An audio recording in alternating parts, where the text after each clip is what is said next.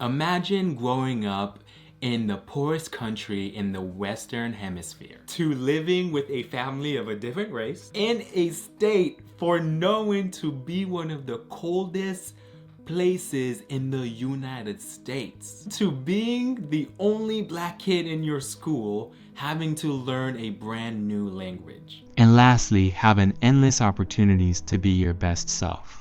Sak passe, guys, welcome to the channel. So this story starts back in 2010, 2 weeks after the earthquake. It was a terrible morning in Haiti, as always. That happy day of escaping Haiti, two groups of kids that morning was leaving the orphanage, and I was in the second group. By the way, I'm telling this story completely from what I remember. I was in the second group of kids, and I think there was 5 to 10, so you could give and take how many kids were there. My group went to the airport with Papa Rico and a few of his friends. Papa Rico, by the way, was my orphan father. He takes all of us to the airport, and guess what? We had to come back to the orphanage that same day because things were not lining up. All the kids were freaking out, like, why are we here? Do we not get to go? Think about this. How stressful it is to go to the airport thinking you're gonna leave, and then all of a sudden you have to go back, which in our mind we're like, oh shoot, we don't get to leave. Fast forward, we end up going to the airport the next day. From there, things went as smooth as I could remember. Nothing that day or that whole year went smooth, by the way. So we all got there at the airport. Paperwork went through. It was dark by this time when we could get on a plane. We were at the airport on the plane parking pads. I remember seeing the military cargo planes and a bunch of things going on. There was so much going on that there was just little things I can remember. I wish I could just explain to you the whole process. But I was seeing the military cargo plane, and the cargo plane, as you know, carries all kinds of cargos from vehicles to huge stuff. I thought we all were gonna get stuffed in that plane. I was like in a way excited, but at the same time like, what? This is crazy. I've never been in a plane or know what a plane looks like or feels. So I was like, dang, this is what we do? From Haiti, if I can remember correctly, we fly to Fort Lauderdale, Florida. And at this time, Papa Rico has left my group. I have no idea where he's at. I think he just dropped us off, and then from there, we were put with another guy, and his goal was to make sure all the kids, the 7, 10 kids, or however much was with him, had to get on the plane they're supposed to get in. If you were in this situation and you know who you are, you can imagine how stressful it was. We get on the plane. I do remember being in the sky and looking out, and it was dark. We land in Fort Lauderdale, or in Florida, and we spent, for what I could or think it was or felt like, weeks at the airport. I don't remember again exactly how long we stayed, but it felt like weeks. And I'm pretty sure it was more than 4 days. That airport trip was miserable, tiring, and just hoping to get out of this place. Like, why are we all suddenly in the airport, sleeping on the ground with blanket, giving us little food or whatever? So that's how the experience went. One of the experiences I remember is being able to play with toys, and they would give us food and toys and all that fun stuff. And this here was one of the toys we were playing with. And I was seeing this, and if you're an orphan, and you know orphans, they love toys. So I grabbed these and I put them in my bag. I still have this 14 years later. The reason I still have this is for memory. Although the memory wasn't per se great, but it just helps me realize how far I've came. And so these here is like a souvenir to me. I just wanted to show it. Like, look at this. I love motorcycles. I was obsessed with them. This little thing, it actually broke. When I was playing with it at the airport, it was actually broken. When I got to the US, I ended up fixing it by putting a string around it. I don't know if you can see it, probably it's too blurry, but there's string around it to hold it together. Do you ever get that feeling of hope and doubt all at the same time? Well, that's how I felt when I was seeing parents coming to get their kids from the airport. Every second, I was peeking, looking around the corner, looking for my parents. Because I was also with my sister at that time, so she was with me. And we were just waiting for our parents to come because we saw kids leaving with their parents, and then kids were waiting and thinking that they weren't gonna get their parents. We all were freaking out quite a bit. I'm still in this place, sitting there with my sister, hoping to leave because I swear,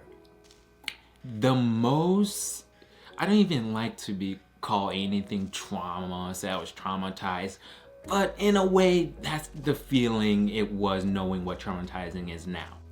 My time has finally come. I look around the corner, I see mom and dad coming, and the joy in my face was like, Merry Christmas to me. I'm a little tired, I swear. I'm not crying right now. It's not time yet, but I'm just a little tired. So I see mom and dad coming from a distance, and the joy in my face was just relief. Relief went over me. Like, thank God I'm not gonna be stuck here or be brought to Haiti. The best feeling ever, because the last time I saw mom and dad was 4 months before the earthquake. Wait, was it 4 months? I don't know. It was close. Like, it wasn't too long before mom and dad actually left. Oh, I know. It was actually 4 months left that I would have come home to the US because all my paperwork was getting finished and I was gonna come home in like 4 months. I just remember that day. When the earthquake happened, I remember thinking, shoot, now I don't get to go home. I know they were my sisters and I, Angel, that day when we saw them. And they can tell you all about the experience of what they went through because it was just as crazy, their experience of trying to get me right after the earthquake. So we get a hotel. I have a picture to show us at that hotel with my sister right there. Okay, we go to a hotel or somewhere. We hang out for however many days that was, a day or two. We fly out to Great Falls, Montana. We fly to Montana. This next part, it gets worse. So, I keep thinking the gates to heaven will finally open until the door to the plane opens to outside. If you're Floridian, you probably know the feeling of experiencing cold, and you absolutely hate it. I compare that twice as worse because I really have never felt cold in my life, right? So the plane door opens, the breeze comes at me, I'm in shock. My memory from there was just getting off the plane. It was cold, my mind's in shock, and I probably have no thought. My parents, my sister, and I start walking outside to go to the vehicle. And there is a camera lady standing there with her, I think it was a her and a him. They had this big giant camera ready to record us. Then I see a bunch of my family waiting there for me. Aunts, uncles, grandpas, nephews, nieces, everybody was there waiting to meet us. You know, I couldn't comprehend it all. A lot was happening. Family, camera, snow. The snow. When I saw the snow, I was like, this is cool. But why is it so cold here? Then Dad tells me, to touch the snow. Me thinking, oh yeah, let me touch the snow. This is so cool. Let me go for it. I can tell you, I touched that snow, the tip of my finger, and I thought I grabbed a hot, burning coal. I screamed for what I believe was a little girl, and I freaked out, and I thought my hands was on fire. So I dropped the snow, and that was my first time feeling snow, and the pain in the hand. You know what frostbite feels like if you get it in your hands? That's probably what the pain is. It's like frostbite, but I wasn't frostbite. That's just the feeling from touching cold for the first time. It was awful. My sister and I were giving jackets to wear. We were giving hugs to the family. The family's happy. We're getting interviewed, photos taken care of us. And then we get in the car to go home finally. I just wish I remembered more of that experience to explain it specifically. I do remember everybody's face, like grandma, grandpa, my cousins. That was probably just one of the best memories of my life. Okay, I did this. Oh, holy crap. It's just hard, I'm gonna breathe. I like to think I can be strong and not drop a tear, but emotion is real. As much as I don't want to feel it, it's real. It's so real. I'm being vulnerable on camera because I'm here for a reason. I'm sitting in front of the camera telling a story, hoping to give people hope. As I continue to think now about my family and seeing their face and seeing everybody together, that just gave me the feeling of like, oh wow, I've got a family. I'm no longer in an orphanage. I'm here with a family, with a group of people who will support me from now on. So as I continue with the story, I get in a car, a Suburban specifically, with my siblings, my family. Everybody was there and it was amazing just seeing them. What was very exciting about seeing my brother and sisters was just the fact of just seeing pictures of them. I just only remember pictures of always telling people, this is my brothers, these are my sisters, look at them, blah blah. All my white brothers and sisters. And then getting to see them in person was just as exciting. So we all get in the car together and we drive from Great Falls to Fairfield, Montana. So we drive into the driveway and I see this nice house we pull into. It's a house, it's not an orphanage where I'm gonna live. That was heaven. That was my heaven. Seeing that house, getting to walk inside, seeing it, it was super eye-opening because there was nothing I've ever seen before or imagined. It's not like a mansion or whatever, it's a normal house. You guys watching this story here living in the US might know. I was just amazed and shocked by everything. And the first place I went was my room. Mom and Dad took my sister and I to our rooms. For what I thought was my room, ended up being a room I was gonna share with my brother with a bunk bed. So my first feeling was, and then I got excited when I was just like, who cares? I've got a room now. Because of course, being in the orphanage, you share everything, right? So fast forward, that's okay. Sharing a room with my brother, at least I got a room. I got a bunk bed with my brother. It was all good as good could be. You know, life was good. Nothing to complain about. So that day ends with me getting a tour of the house and everybody's rooms, and then getting to know a little bit of the rules, getting ready for bed.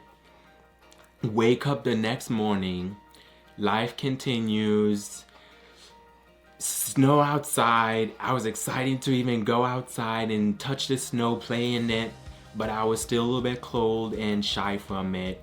As I got more comfortable, I was out there more often. I got to meet my neighbors. That was even just great as itself because it was the neighborhood. That's nice. We aren't gated in, we could walk, do this. Oh my gosh. I talk as if I'm a new kid. People might not really understand what I'm saying, but the way I imagine it, yeah, I'm growing now. I'm 25. Just thinking back then at 10, That was a life experience not a lot of people will get to experience or will experience. And I'm grateful for it. This one thing I remember specifically is when mom and dad said, "You can call us mom and dad." That was the feeling I got of, okay, I can feel more at home and at peace. This is home. These are my parents. Now life continues to be good. No, life does not continue to be good actually. I end up getting very, very homesick. I cried every single day. I could not talk to mom and dad about nothing. And by the way, I did not know English. I maybe knew a few words, like I think I knew hi, food, maybe the basic stuff. But I did not know English, so I was using a lot of sign language. I'm hungry, I need water. I was using sign language to communicate because I couldn't communicate at all. It was hard to even communicate with my sister because at that time she was only 5. As the years go on, I got better with life, with the stress of it all. It all was not easy for a long time. I had to have trust in my parents that they would lead me in the right path. Obviously, I didn't expect them to lead me the wrong path, but they sure did do a good job setting me right. And yes, they'll tell you, we aren't perfect, we didn't do things perfectly, but they sure did the best they could, and I am blessed and grateful. For the longest time, couldn't get my sister's name right. I couldn't differentiate the difference between Sister Paris and Sister Presley. I messed those two up. They're two different people, different body types, different heights. They're two different kids, but I could not get their names right. So I had to even learn that. I do not know names, hard time remembering things. Life moved on. It continues. Believe it or not, I ended up loving the snow. I played in it all the time, building snow forts, everything. I was in it constantly. Right after school, I was playing in the snow. And not only that, I was so eager to ride a bike that I would ride it in the snow. I spent the whole winter learning to ride a bike. And when it came to summer, I was able to ride a bike. And guess what? From that day on, I let nothing affect me. If I'm setting my mind to it, I am going. Because I remember promising myself, when I get this opportunity to be at this exact place I dreamed of every day as I lived in that orphanage, I knew I was gonna set my mind to do anything. It was a promise. Nothing was gonna get in my way. A pedal at a time, in the snow, in the ice. I did it. I'm here now. Life is good. I am doing my best. I've came through stuff. I've done stuff. I've made mistakes. I just hope that people can learn from each other and grow every day. Guys, thank you for watching. Appreciate it. Always remember to smile, cause you're a star. Shine on. Peace. I did it. I had to look at my notes, but I did it. It's not easy making videos. I cried once. I'm a man. Man don't cry. Just kidding.